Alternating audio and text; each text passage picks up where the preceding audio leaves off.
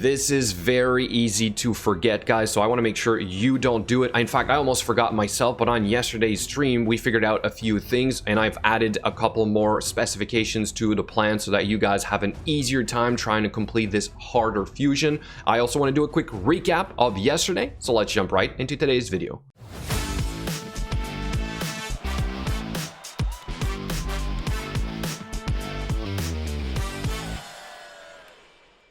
And I'm going to start with a quick recap of a GameOn. As I said in yesterday's video, I started a mini series which will do a recap of the recap, basically. So it's only about 30 seconds to a minute long. It kind of just goes over the basic things. I'm going to do this first thing in the morning. So if you guys don't always have time to watch the entire YouTube video for whatever reason, you can always check out that clip. And by the way, you can also participate. You can share your own gameplay. And we even have some giveaways. The last one was like $250 for the challenge that we had, so guys, do not miss out on that. Now let me also quickly talk about the clan versus clan now that it is finished. Yes, there was the so-called exploit and the champion objectives, which was the skills.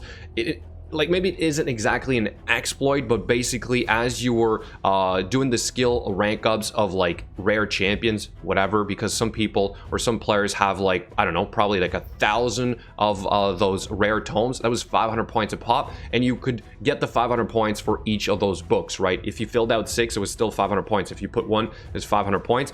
In my video, when I said clan versus clan tournaments, how to win, I'm not factoring this in because people will run out. People will run out of those tomes, and I still think that the end game of clan versus clan as it is right now is going to be about spamming tag arena. And in fact, you can also see it right here. See how our opponents beat us by like 1.2 million points right here? That's a ton of books. And then the arena objectives, that's a ton of tag arena spamming. Okay, so once this is done with, then this is where it's going to be played. Again, I think this needs a little bit of improvement. Now on to what my account looks like after day number 2. I did finish last night, technically on day number 2, the fragments for Giscard, which is, where is it? Down here somewhere? Right there. Okay, so I finished the Dragon Tournament, which means that technically today, I have a day off. Is that how I could look at this? I have a day off because if you look at my daily breakdown down here, I forecasted that I'm not going to get anything. But it's not that I'm not going to get anything, it's just that there's technically nothing I can really get as of today. Maybe if I finish my classic arena, but I'm saying this might take about 2 days. So it really just depends on how many wins I get.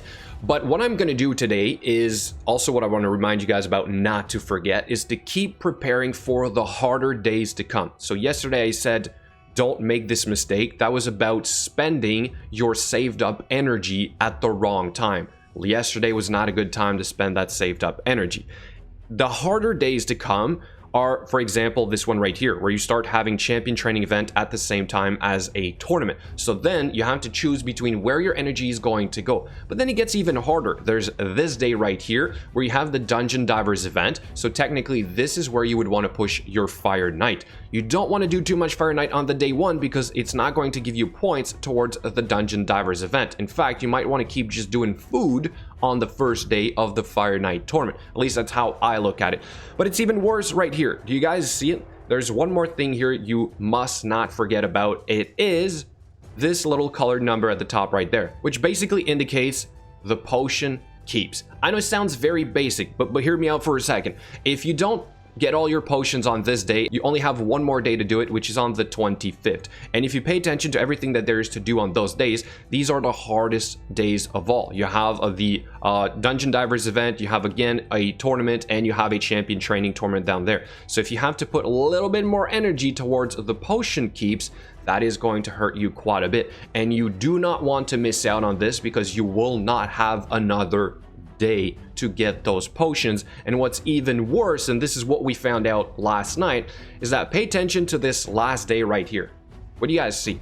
You see that you will only get Skimfos on the last day. That will give you 24 hours to grab an epic champion, rank 4, level 1, get him up to 40, rank him up to 50, and then level him up to 50 and do all the potions, ascend him fully. So that is where you're going to be spending a whole lot of brews, most likely some chickens as well. So hopefully you guys were also able to prepare or to hoard on those things. And here are mine as an example. I have plenty of the void brews. I don't think that is going to be an issue. My issue is right now on the force potions, because we have 2 force epics, and I've corrected the values on the online spreadsheet here, guys. I think I had the wrong values in here when I started the video. So I believe now it is going to be about 40 greater force potions for 12 superior, then 20 spirit for 6 superior spirit, and then 20 greater void for 6 superior void. So my problem will be right here. That means I need to pick a day where the force keep is going to be open.